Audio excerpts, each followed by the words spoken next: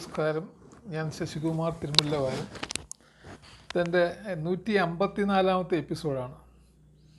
ഇത് നേരത്തെ ഈ പറഞ്ഞ ഇന്നലെ അപ്ലോഡ് ചെയ്ത ഒരു വീഡിയോ പറഞ്ഞതുപോലെ ഇത് നേരത്തെ തന്നെ അപ്ലോഡ് ചെയ്യേണ്ട ഒരു വീഡിയോ ആയിരുന്നു.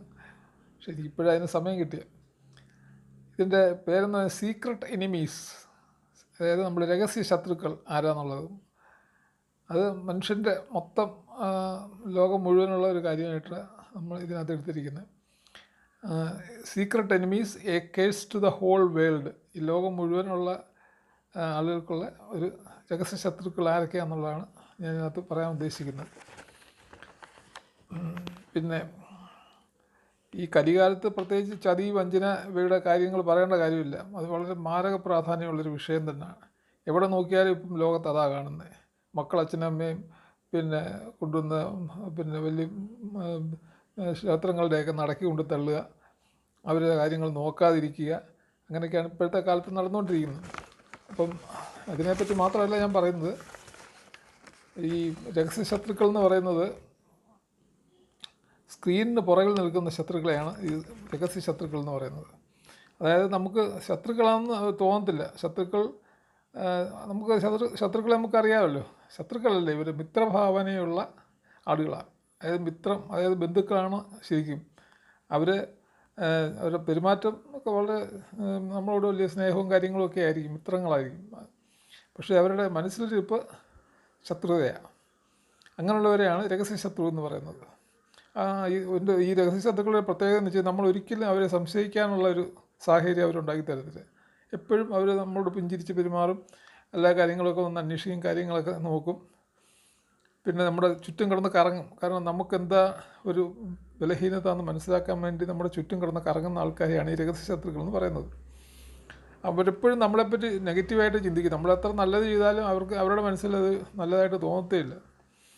അപ്പോൾ നമ്മൾ ഇത്തരം ചതിയന്മാരെ കഴിയുന്നതും മനസ്സിലാക്കണം. അതിനെതിരെ എപ്പോഴും ശ്രദ്ധയുള്ളതും ആയിരിക്കണം. ഇനി പുരാണങ്ങളിലൊക്കെ എന്താ പറഞ്ഞിരിക്കുന്നതെന്ന് നോക്കാം. പരിശുദ്ധ ബൈബിളിൽ പറഞ്ഞിരിക്കുന്നത് നമ്മൾ ഈ പറഞ്ഞ പോലെ ജൂഡാസിൻ്റെ കാര്യം പറയുന്നുണ്ട്. ജൂഡാസ് 30 വെള്ളിക്കാശിന് വേണ്ടിയിട്ടാണ് യേശുക്രിസ്തുവിനെ ഒറ്റിക്കൊടുത്തത്. അത് യേശുക്രിസ്തു നേരത്തെ പറഞ്ഞിട്ടുണ്ടായിരുന്നു, ഇങ്ങനെ നേരം വെളുക്കുന്നതിന് മുമ്പ് പിന്നെ നിങ്ങളുടെ ഒരാൾ പിന്നെ എന്നെ ഒറ്റിക്കൊടുക്കുമെന്ന് പറഞ്ഞായിരുന്നു. അവസാനം ജൂഡാസിന് 30 വെള്ളിക്കാശിന് വേണ്ടിയിട്ട് ശത്രുക്കളുടെ മുമ്പിൽ ഈ എല്ലാവരും ഒരേപോലെ ഇരിക്കുന്ന ഒരു കാലഘട്ടമായിരുന്നത്, ഈ ഡ്രസ്സിങ്ങിലുമൊക്കെ.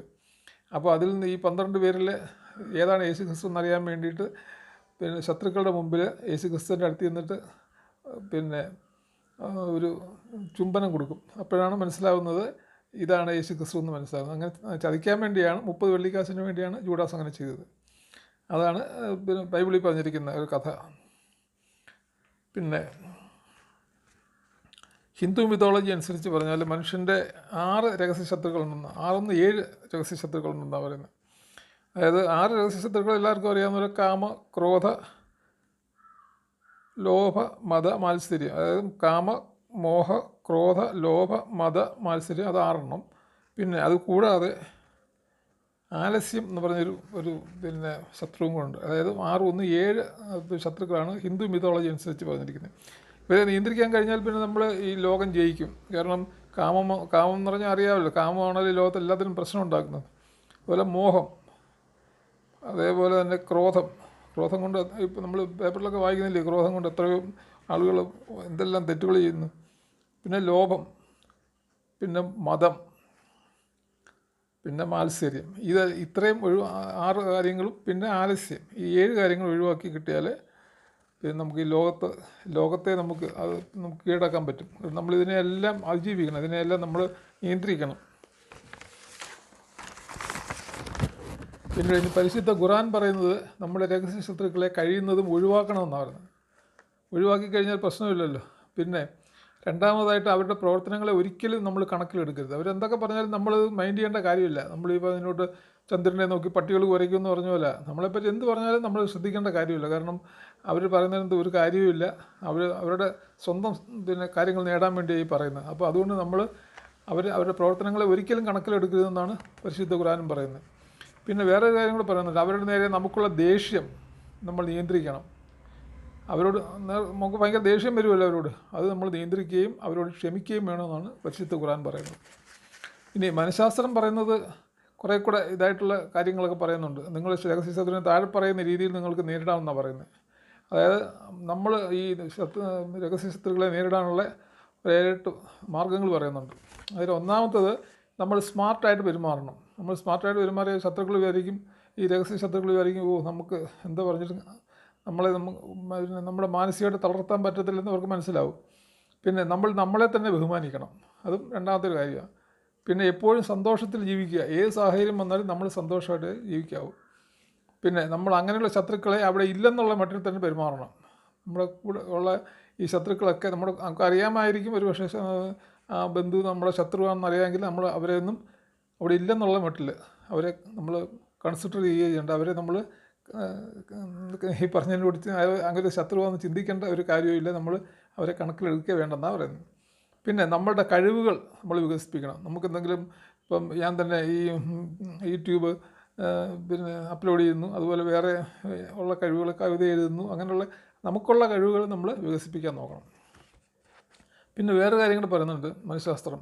ശത്രുക്കളോട് സ്നേഹം അഭിനയിക്കണം. ശത്രുക്കളെ അവർക്ക് തോന്നരുത് അവരോട് ശത്രുതയോടൊന്നും അവർക്ക് തോന്നരുത്. അതുകൊണ്ട് നമ്മൾ അവരോട് സ്നേഹം അഭിനയിക്കണം. പിന്നെ എപ്പോഴും ചിരിച്ചുകൊണ്ടിരിക്കണമെന്നും മനഃശാസ്ത്രം പറയുന്നു. പിന്നെ എല്ലാവരോടും നമ്മളെപ്പോഴും സ്നേഹമായിട്ടും ബഹുമാനത്തോടു കൂടി പെരുമാറാം. ഈ രഹസ്യ ശത്രുക്കളോട് പോലും നമ്മൾ സ്നേഹമായിട്ടും ബഹുമാനത്തോടും കൂടി പെരുമാറാവും.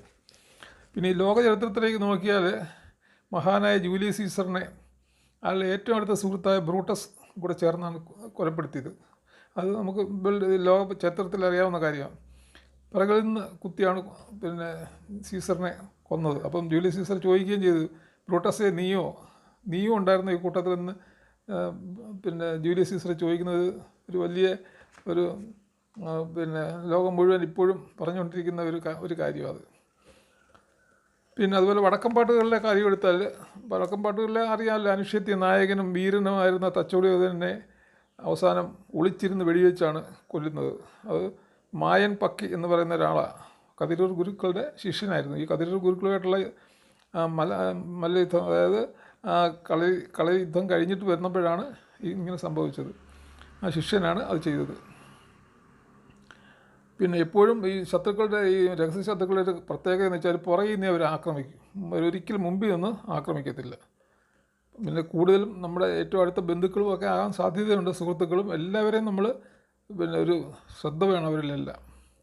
എപ്പോഴും ഇത് മനസ്സിൽ സൂക്ഷിക്കേണ്ട ഒരു കാര്യമാണ്. എപ്പോഴും നമ്മുടെ ശത്രുക്കൾ നമ്മുടെ കൂടെ ഉണ്ടെന്ന് നമ്മുടെ മനസ്സിൽ ഒരു ചിന്തകൾ വേണമെന്നാണ് പറയുന്നത്. ഇത്രയേ ഉള്ളൂ എനിക്ക് പറയാൻ. നന്ദി, നമസ്കാരം.